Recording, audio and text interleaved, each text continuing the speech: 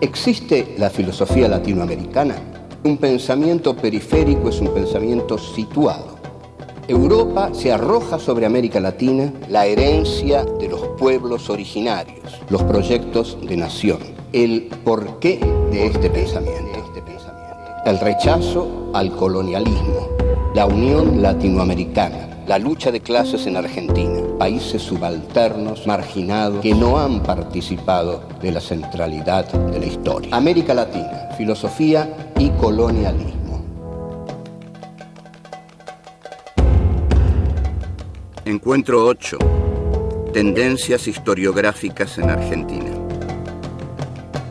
1. La historia como conflicto.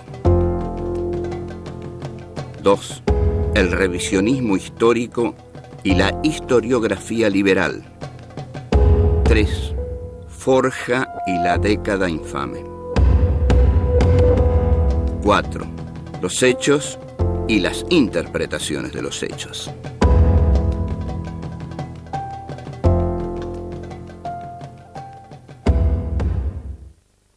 Este es nuestro encuentro número 8 de Filosofía Aquí y Ahora en su cuarta temporada. El tema que tratamos en esta cuarta temporada es América Latina, Filosofía y Colonialismo. El tema que nos va a ocupar hoy, y nos va a ocupar fuertemente, es el de las tendencias históricas en la Argentina. Que haya distintas tendencias históricas quiere decir que hay distintos puntos de vista sobre la historia. Que haya distintos puntos de vista sobre la historia quiere decir que hay distintas clases sociales que los sostienen, que hay distintos grupos sociales que tienen distintas miradas y que esas distintas miradas establecen conflictos, antagonismos. O sea que la historia no es un lecho de rosas, la historia es un lecho de conflictos. Y estos conflictos se expresan también en las interpretaciones que cada uno de esos grupos, clases o subclases, hace de la historia. Uno de los grupos que comienza por diferenciarse de la trasnochada ya historiografía liberal que había escrito el general Mitre o que después siguió Ricardo Rojas, que José Ingenieros también escribe, y la cumbre es el Facundo Sarmientino, es la de la escuela revisionista que nace a partir del golpe de Uriburu en 1930. El golpe de Uriburu es un golpe que se identifica con el fascismo europeo. Este Uriburu era un general de pocas luces, lo que quizás es una redundancia, pero bueno, hay algunos con más luces, pero Uriburu muchas no tenía.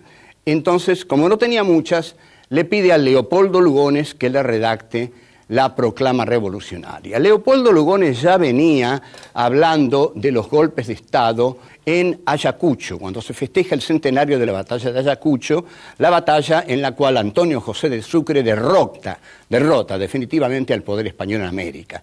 Entonces, 100 años después, en Lima, Perú, se festeja el centenario de la batalla de Ayacucho. Ahí Leopoldo Lugones lanza un famoso discurso en el cual dice: ha sonado otra vez, para bien del mundo, la hora de la espada.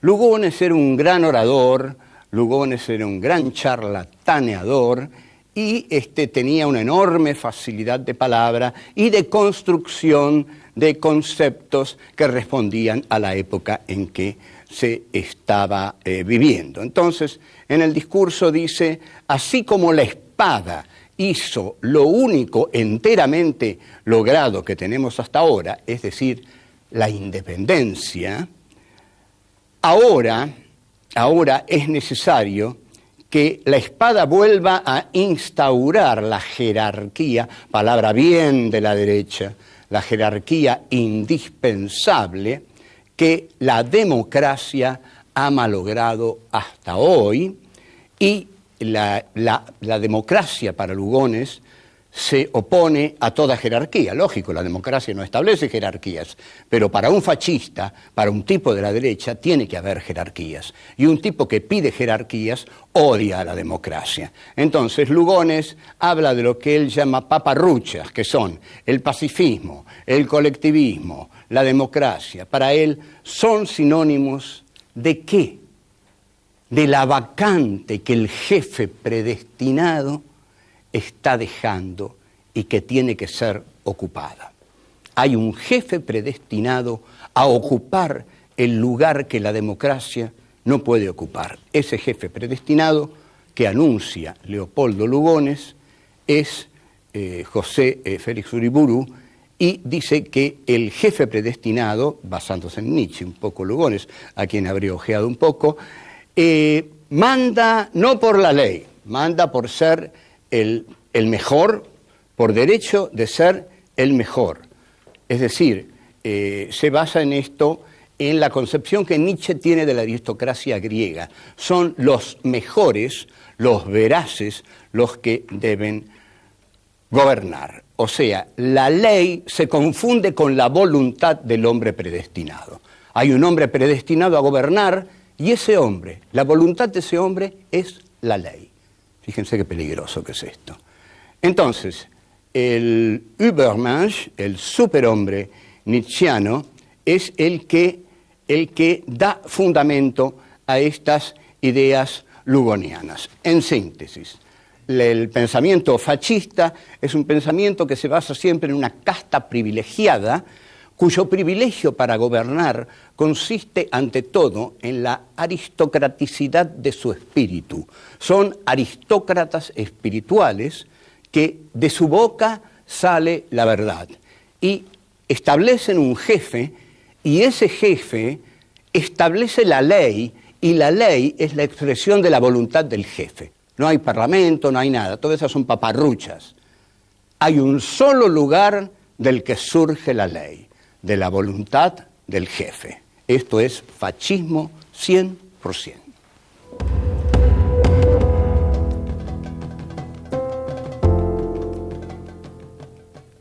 El revisionismo histórico se caracteriza por una gran carencia. Cuando yo reviso algo, dependo de aquello que reviso. El revisionismo histórico se caracterizó todo el tiempo por denostar a la historia oficial e incluso por implantar un panteón alternativo. Es decir, si estaba Sarmiento, pusieron a Rosas, y así, digamos, si estaba los caudillos federales, se oponían a la burguesía ilustrada de Buenos Aires.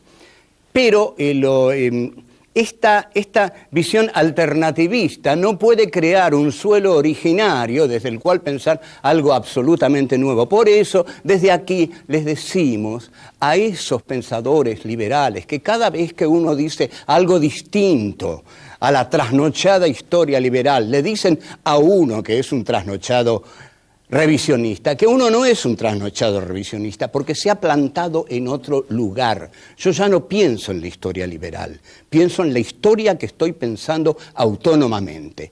En cambio, sí, los revisionistas, como hicieron un movimiento inicial de largada, estaban determinados a destruir a los héroes, a los, a los próceres de la historiografía liberal. Y entonces, como lo maldito siempre tiene ese sabor tan especial, cuando se dirigen hacia el pasado, encuentran que nuestros torpes liberales han entronizado a un gran maldito en el pasado, como después van a hacer la misma torpeza con Perón. Han entronizado como gran maldito de la historia argentina a don Juan Manuel de Rosas, de quien José Mármol, un mediocre poeta, dijo: ni el polvo de tus huesos la América tendrá.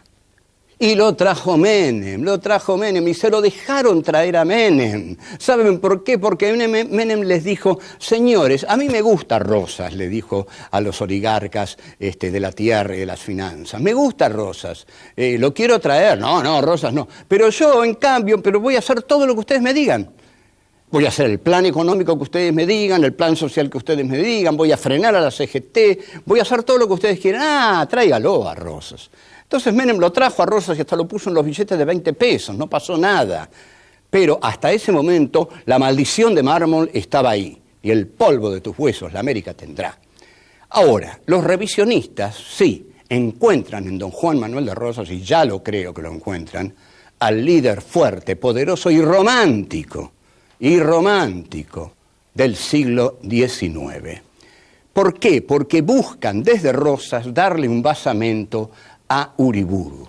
Nada tenía que ver el pobre Uriburu con don Juan Manuel, que ese sí era una figura histórica poderosa. Una de las mejores biografías de don Juan Manuel de Rosas, hasta que tengamos la de Slavoj Žižek, porque se dice que el pensador esloveno, que ha venido por la Argentina, estudió algo de historia argentina y quedó deslumbrado por Rosas. Claro, ¿quién no queda deslumbrado por Rosas? Lógico, la batalla era vuelta obligado, todo el color local que Rosas implica, ¿no? Incluso Oswald Spengler, en La decadencia de Occidente, uno de los libros fundamentales del siglo XX, del alemán Oswald Spengler, menciona a Rosas en uno de los lugares destacados entre los grandes caudillos del siglo XIX. Carlos Ibarguren, escribe una biografía de don Juan Manuel de Rosas. A los jóvenes de la izquierda peronista, la figura de Rosas los fascina, porque también es otro prohibido, y además porque el libro negro de la segunda tiranía unía justamente las figuras de Rosas y la de Perón. Habían sido los mismos liberales los que habían trazado la línea Rosas-Perón. Pensemos esto, ojo, atención, bien claro esto, tengámoslo. Los mismos liberales habían trazado la línea Rosas-Perón al escribir el libro negro de la segunda tiranía, como habían trazado la línea Mayo-Caseros, ¿no? Es decir, Mayo, la libertad, Caseros, la dictadura, la infamia, el crimen, el matadero de Esteban Echeverría. La izquierda peronista interpreta a Rosas como un caudillo, como un líder antiimperialista, lo cual es cierto. Rosas fue un líder antiimperialista. Lo que pasa es que Rosas falló a la cita, para lo cual todo lo tenía destinado: modernizar la nación sin traicionar su soberanía. ¿Qué hicieron los liberales? Los liberales modernizaron la nación, pero traicionaron su soberanía. Modernizaron la nación regalándola, vendiéndola, entregándosela al capital británico, dándole las tierras al capital británico. Así modernizaron la nación. Rosas debió modernizar la nación, sin entregar su soberanía. Y para eso estaba destinado, pero tenía demasiado odio a los gringos, Rosas, de modo que hizo una política de resistencia. Lo que no se le puede negar a Rosas es que hizo una política nacional de resistencia, lo cual se ve claramente en la gloriosa batalla de la Vuelta Obligado. Ya vengo.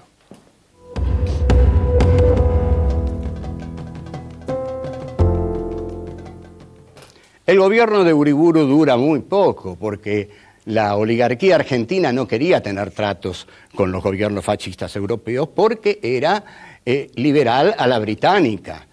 Siempre los tratos de la oligarquía fueron con Gran Bretaña. En consecuencia, Uriburu dura muy poco y muere a los 2 años en París, cómodamente en la cama, mientras Severino Di Giovanni muere fusilado en una penitenciaría gritando «Viva la anarquía», y el general Uriburu muere muy cómodamente en su cama, y Crítica titula «Hoy en París».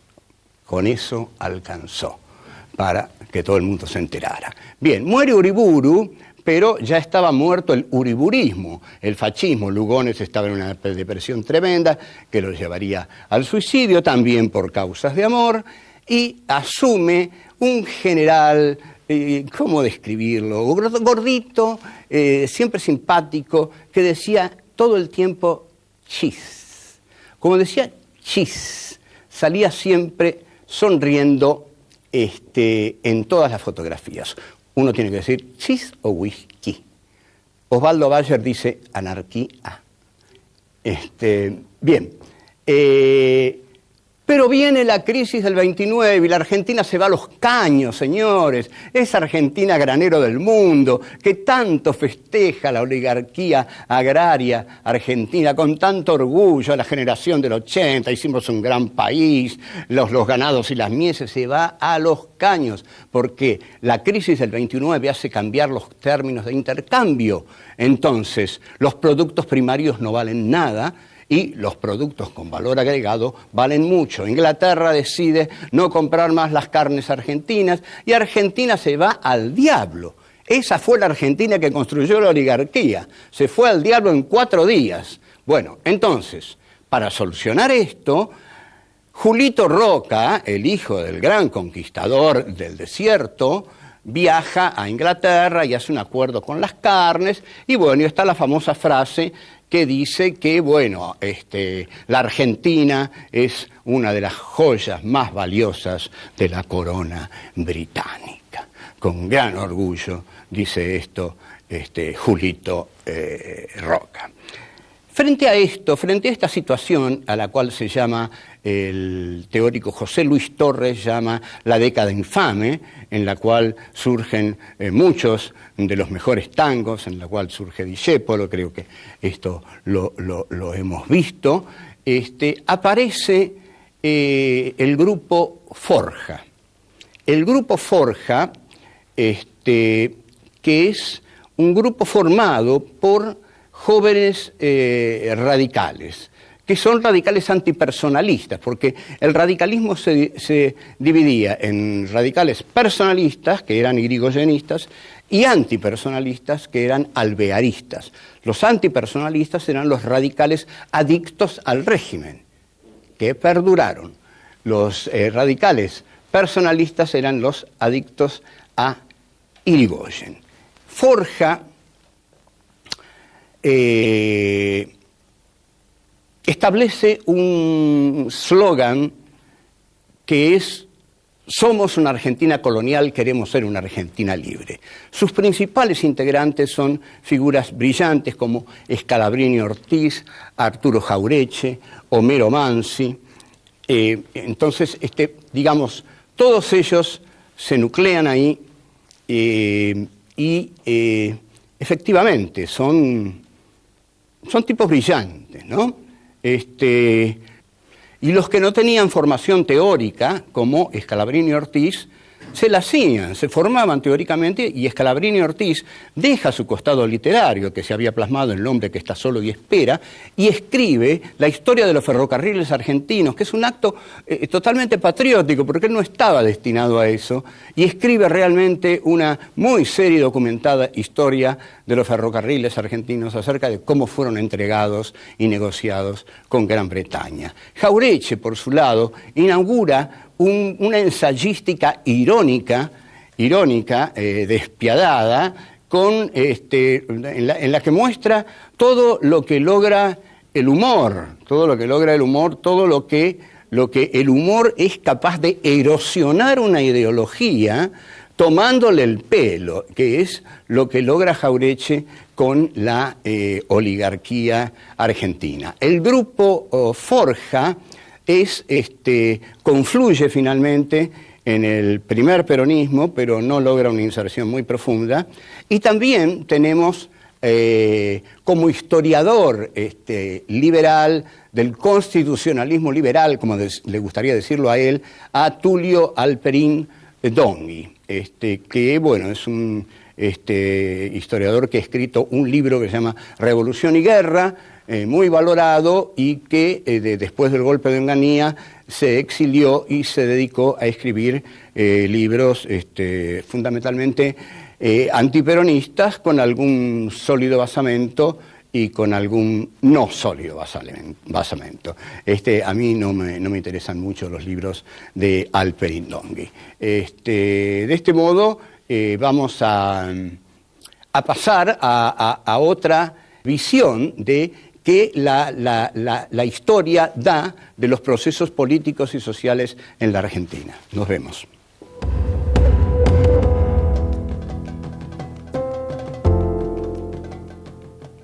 Estos ideólogos que se dedican a revisionar la historia, entre los más importantes figura Hernández Arregui. Hernández Arregui saca en plena militancia de la juventud peronista un libro que lo estaban esperando todos, que se imprimía en las facultades, que salían folletitos, hasta que finalmente salió el libro, que era La formación de la conciencia nacional. Lo leyeron todos, y era un libro en el cual Hernández Arregui mezclaba el marxismo con el peronismo. No es un libro que yo consideré felizmente logrado, incluso hay un pasaje sorprendente en el cual Hernández Arregui interpreta la llegada a la Argentina de Milton Eisenhower como la rendición de Milton Eisenhower. Es decir, Milton Eisenhower llega a la Argentina alrededor del 53 para verlo a Perón, y Hernández Arregui dice que Milton Eisenhower viene a rendirse. Bueno, todo no son estos dislates. Tiene otro libro que es muy lindo, El ser nacional, es mejor, pero mejor que Hernández Arregui, y con muy buena pluma, es el que mejor pluma tiene, es Jorge Abelardo Ramos. Yo he leído, siendo niño, Revolución y Contrarrevolución en la Argentina de Jorge Abelardo Ramos, y he disfrutado de ese libro como pocos, porque estaba bien incluido el marxismo, el trotskismo y la historia argentina. Y Ramos, la cosa era así. Es como si hubiera Ramos recorrido todas las librerías de Viejo, de Corrientes, y se hubiera comprado todos los libros, y con todos esos libros hizo Revolución y Contrarrevolución en la Argentina. Lo que hizo después Ramos, nosotros aquí lo vamos a olvidar. Ahora, Salvador Ferla, ese chapó. Salvador Ferla es un tipo purísimo. Tenía un kiosco Salvador Ferla, pero ustedes se dan cuenta. Don Salvador Ferla vivía porque tenía un kiosco donde vendía chicles, caramelos, chupetines, y escribió nada menos que Mártires y Verdugos, La Revolución de Valle, el libro que fue decisivo para los montoneros, junto con Operación Masacre de Rodolfo Walsh. Cuando los montoneros leyeron esos dos libros, decidieron empezar el operativo del secuestro y muerte del general Aramburu. Ahora, la historia no es, vamos a decirlo así, no es la historia. La historia ocurre, hay hechos, suceden hechos todo el tiempo, pero lo que son las interpretaciones de la historia. Pueden ocurrir miles de cosas, hoy seguramente en la Argentina han ocurrido miles de cosas, y ya han surgido 100.000, 200.000 interpretaciones. ¿Qué es lo que pasa? Como dice Nietzsche, tiene una frase formidable: no hay hechos, hay interpretaciones. Y en la interpretación es donde los hechos se juegan. Y en la interpretación es donde los medios de comunicación tienen una importancia fundamental. Por eso el poder se desespera por tener el manejo de los medios, porque a través de los medios impone su interpretación de los hechos. Entonces, ¿qué es la verdad? La verdad no existe, la verdad es el poder para imponerla. Aquel que impone su visión de la realidad como la visión de la realidad, como la verdad, ese ha creado la verdad. Lo que hay que hacer es crear otra verdad que discuta a esta. Entonces, la realidad es un choque de verdades diferenciadas. Es un conflicto fascinante de interpretaciones diferenciadas en la cual triunfa la que más poder tiene. Por eso tanta importancia se da a los medios. Así, cada tendencia historiográfica en la Argentina es el esfuerzo lo más lúcido posible y lo más poderoso posible por imponer la verdad del grupo que impulsa esa tendencia historiográfica. Por eso hay distintas tendencias historiográficas, porque hay distintas interpretaciones de la realidad. La realidad no da la verdad. La verdad no la dan los hechos. La verdad es una lucha y por eso las distintas versiones historiográficas son versiones que cada grupo diferenciado, en antagonismo con otros grupos, da de la realidad. Por eso hay tantas versiones historiográficas. Bueno, chao, hasta luego.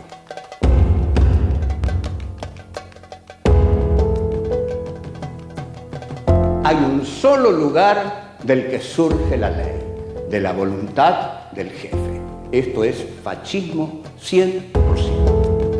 Inglaterra decide no comprar más las carnes argentinas y Argentina se va al diario. Esa fue la Argentina que construyó la oligarquía.